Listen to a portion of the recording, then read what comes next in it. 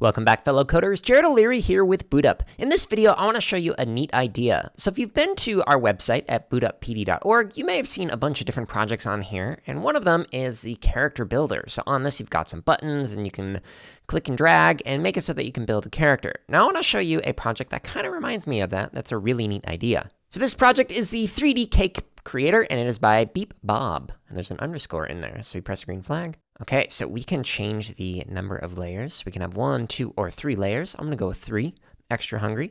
We can even change the shape of the cake, which is pretty cool. Let's go ahead and go with the hearts. We can add in the different candles. We can add some decorations, and we can turn this, which is really cool. Now over here, we can actually change the colors. And we can even make it so that we have different colors on here. So this is a really neat idea for making it so that you have different kinds of buttons and then some sliders that you can use to actually change the items that are on the screen.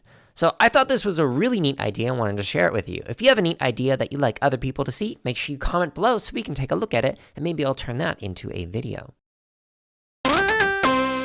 Thank you so much for watching this video. Let us know something that you learned or created in the comments below. And make sure to subscribe, like, and check out the links in the description for even more free resources, such as videos, free lesson plans, and our podcast.